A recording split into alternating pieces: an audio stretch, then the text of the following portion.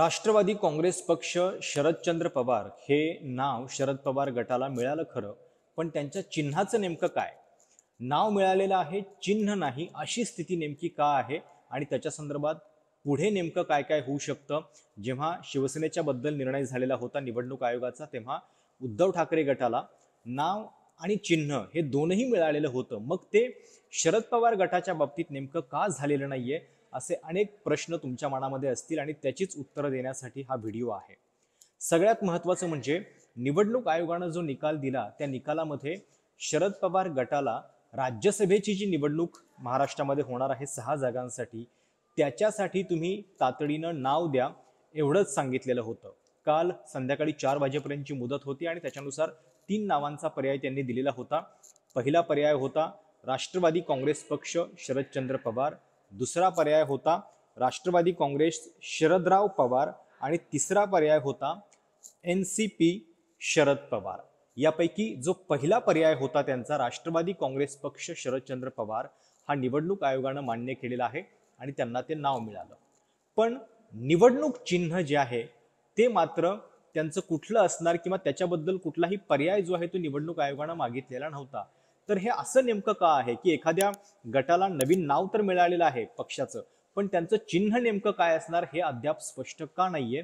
तर त्याचं कारण हे आहे की आत्ताची जी अरेंजमेंट निवडणूक आयोगानं केलेली आहे ती केवळ राज्यसभेच्या त्या निवडणुकीसाठीची आहे. 8 फेब्रुवारीला राज्यसभेच्या या निवडणुकीचं नोटिफिकेशन निघालेलं आहे. गरज पडली तर 27 फेब्रुवारीला मतदान होणार आहे आणि त्या मतदानाच्या वेळी राष्ट्रवादीचे शरद पवार गटाचे जे आमदार आहेत ते अपक्ष म्हणून गणले जाऊ नयेत. जर त्यांनी हे नाव रजिस्टर केलं नसतं निवडणूक आयोगाकडे तर त्यांची गणना जी आहे ती अपक्ष म्हणून झाली असते आणि म्हणून त्यांना हे तातडीचं नाव जे आहे ते टेम्पररी अरेंजमेंट राज्यसभेच्या साठी मिळालेलं आहे. राज्यसभेच्या निवडणुकीमध्ये चिन्हाची गरज नसते. जे उमेदवाराला मतदान होतं ते त्याच्या नावासमोर पसंतीक्रम दर्शवून होत असतं आणि त्यामुळे केवळ नावाचीच आवश्यकता या निवडणुकीमध्ये होती.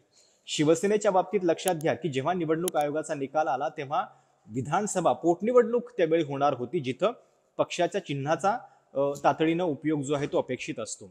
राज्यसभेच्या निवडणुकीमध्ये त्या चिन्हाची गरज नसल्यानं शरद पवार गटाच्या बाबतीत चिन्हाचा फैसला किंवा त्याचे पर्याय जे आहेत ते अद्यापही समोर आलेले नाहीयेत किंवा त्याचं नेमकं काय होणार हे आपल्याला सुप्रीम कोर्टातल्या घडामोडीनंतर कळेल.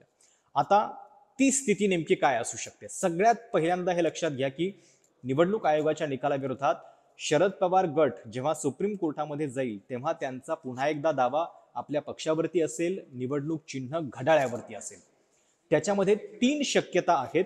एकतर सुप्रीम कोर्ट असं म्हणू शकतं जर त्यांना असं वाटलं की निवडणूक आयोगाचा निकाल जो आहे तो अगदीच नियमाच्या पलीकडचा आहे आणि दोनही गटांचे अध्यक्ष जे आहेत ते वैध नाहीयेत असं म्हणून निवडणूक आयोग कसा काय निकाल देऊ शकतं, असं जर सुप्रीम कोर्टाला वाटलं तर ते संपूर्ण केस ऐकण्याच्या आधी एकतर पहिल्यांदा त्या ऑर्डरला जर त्यांनी स्टे किंवा स्थगिती दिली तर दोनही गटांचं चिन्ह जे आहे ते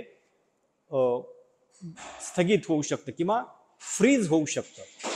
निवडणूक आयोगानं आता अजित पवार गटाला घड्याळ देण्याचा जो निर्णय दिलेला आहे तो जर सुप्रीम कोर्टानं उलटवला तर त्याच्यातली शक्यता मी तुम्हाला सांगतोय. जर सुप्रीम कोर्टानं निवडणूक आयोगाच्या निर्णयाबद्दल असं म्हटलं की आम्ही ही केस जी आहे ती डिटेल ऐकत राहू पण तोपर्यंत आहे ती स्थिती कायम ठेवायची, तर मात्र अजित पवार गटाचं सध्याचं घड्याळ चिन्ह जे आहे ते कायम राहील.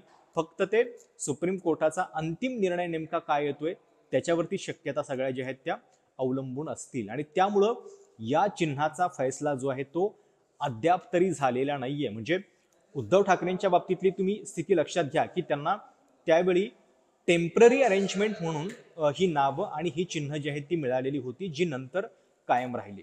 तेव्हा पोटनिवडणूक होती आणि त्यामुळे त्यांनी पक्षाच्या नावासाठी 3 पर्याय दिलेले होते. एकतर शिवसेना बाळासाहेब ठाकरे, शिवसेना प्रबोधनकार ठाकरे आणि शिवसेना उद्धव बाळासाहेब ठाकरे. यापैकी बाळासाहेबांचं नाव त्यांना मिळू शकलं नाही कारण त्याच नावाचा क्लेम जो आहे तो एकनाथ शिंदे गटानं सुद्धा केलेला होता बाळासाहेबांची शिवसेना म्हणून आणि ते नाव त्यांना तात्पुरतं मिळालेलं देखील होतं. चिन्हाच्या बाबतीत सुद्धा उद्धव ठाकरेंचा जो मशालीचा पसंतीक्रम होता तो पहिला नव्हता. त्याच्या आधी त्यांनी त्रिशूळ आणि उगवता सूर्य हे सुद्धा ऑप्शन दिलेले होते, पण त्याच्याऐवजी त्यांना मशाल मिळालं. आणि ती इतर 2 चिन्ह नाकारण्याचं कारण जे आहे ते सुद्धा उद्धव ठाकरे गटानं निवडणूक आयोगानं त्यांना दिलेलं होतं. आता राष्ट्रवादीच्या बाबतीत तुम्ही हे लक्षात घ्या की आत्ता जो निवडणूक आयोगाचा निकाल आलेला आहे तो अंतिम निकाल आलेला आहे. आणि त्यांनी आपल्या अंतिम निकालामध्ये अजित पवार गटाला पक्षाचं नाव राष्ट्रवादी त्यांना दिली आहे आणि घड्याळ हे चिन्ह त्यांना दिले. आता फक्त शरद पवार गटाला आपले पर्याय द्यायचे होते आणि त्यामुळे त्यांना हवा तो पसंती क्रम जो आहे तो देता येणार होता. आणि त्यानुसार त्यांनी जी नावं दिलेली आहेत त्याच्यामधला पहिलाच ऑप्शन जो आहे त्यांचा तो मान्य झालेला आहे आणि राष्ट्रवादी शरदचंद्र पवार हे नाव जे आहे ते त्यांना मिळालेलं आहे. आता दोनही पक्ष म्हणजे शिवसेना आणि राष्ट्रवादी हे दोघेही निवडणूक आयोगाच्या निकालाविरोधात सुप्रीम कोर्टात गेलेले आहेत. शिवसेना ठाकरे गटाचं आर्ग्युमेंट जे आहे ते आता म्हणजे ही केस जी आहे ती सातत्यानं पुढे जाते. मार्चमध्ये त्याची सुनावणी अपेक्षित आहे, ती कधी होते आपल्याला माहिती नाहीये. पण राष्ट्रवादीच्या शरद पवार गटाकडून सुद्धा साधारणपणे सोमवारपर्यंत या संदर्भात सुप्रीम कोर्टामध्ये जाण्याची तयारी सुरू आहे. आणि तिथं नेमकं काय होतंय याच्यावरती आपल्याला कळेल की या सगळ्या संदर्भात चिन्हाचा जो निर्णय आहे तो किती म्हणजे त्यांना नेमकं कुठलं चिन्ह मिळतंय. कारण जर सुप्रीम कोर्टानं असं सांगितलं की तुम्हाला आता हे अंतिम नाव जे आहे ते तुम्ही घेतलेलंच आहे, लोकसभेच्या पर्यंत आमची सुनावणी जी आहे ती पूर्ण होणार नाही, तर कदाचित तुम्हाला तात्पुरतं पण तोपर्यंत तुम्ही नाव घ्या, तर त्यांना कदाचित मग चिन्हासाठी पुन्हा निवडणूक आयोगामध्ये अर्ज करावे लागतील, 3 पर्याय द्यावे लागतील आणि मग निवडणूक आयोग त्यापैकी एक चिन्ह जे आहे ते त्यांना तात्पुरतं देऊ शकतं. अर्थात शरद पवारांच्या बाबतीत त्या गटाच्या बाबतीत निर्णय जो आहे तो जो काही असेल निवडणूक आयोगाचा तो अंतिम असणार आहे आता. आणि त्यामुळं या सगळ्या संदर्भात सुप्रीम कोर्टामध्ये तातडीनं दाद मागण्यासाठीचे प्रयत्न जे आहेत ते शरद पवार गटानं सुरू केलेले आहेत. पण चिन्हाच्या बाबतीत राज्यसभेच्या निवडणुकीमध्ये तर त्यांना आता फारशी गरज नव्हती शरद पवार गटाला. काय त्यांच्याकडे अगदी 12-13 जे आमदार आहेत त्यांच्या जोरावरती त्यांचा उमेदवार तर निवडून येणार नव्हता. पण जर का त्यांच्या गटाला हे चिन्ह मिळालं नसतं तर व्हीप जो आहे तो अजित पवार गटाचा लागू झाला असता. आता एक स्वतंत्र गट म्हणून त्यांना एक रिकॉग्निशन मिळालेलं आहे जिथं त्यांचा व्हीप चालेल. आणि राज्यसभेच्या निवडणुकीमध्ये अपक्षांच्या शिवाय जे पक्ष किंवा गट असतात त्यांना त्यांच्या आमदारांना ते जे पॉलिटिकल एजंट असतात त्यांना आपलं मत दाखवावं लागतं आणि व्हीप जो आहे तो बंधनकारक असतो. आणि त्या दृष्टीनं ही तात्पुरती अरेंजमेंट जी आहे राष्ट्रवादीच्या बाबतीत नावाची ती झालेली आहे. पण चिन्ह जे आहे ते अद्यापही घेण्याची वेळ त्यांच्यावरती आलेली नाहीये. कदाचित लोकसभा निवडणुकीच्या आधी त्यांना पुन्हा चिन्हासाठीची धाव जी आहे ती घ्यावी लागेल आणि त्याच्यामध्ये 2-3 शक्यता आहेत. ते सगळं जे काही आहे पुढे ते सुप्रीम कोर्टामध्ये नेमकं काय होतंय, किती अर्जंटली सुप्रीम कोर्ट ते ऐकतंय की निवडणूक आयोगाचाच निकाल तुर्तास मान्य करून त्यांना एक तात्पुरती अरेंजमेंट करायला सांगतंय, याच्यावरती त्या चिन्हाची स्थिती जी आहे ती लोकसभेला अवलंबून असणार आहे.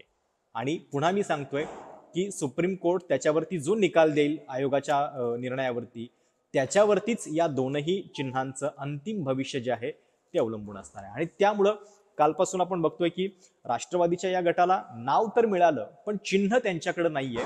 अशी स्थिती नेमकी काय आहे, तर त्याचं कारण हे आहे की आत्ता जो निकाल दिलेला आहे तो टेम्पररी राज्यसभेच्या पुरता आहे. आशा आहे की तुमचे या संदर्भातले जे काही प्रश्न असतील ते या व्हिडिओमधून क्लिअर झालेले असतील. याच्या व्यतिरिक्त तुमच्या काही सूचना असतील तर त्या देखील कमेंट्समध्ये आवर्जून कळवा. हा व्हिडिओ कसा वाटला ते देखील त्याच्यामध्ये नमूद करा. धन्यवाद. चॅनल सबस्क्राईब करायला देखील विसरू नका.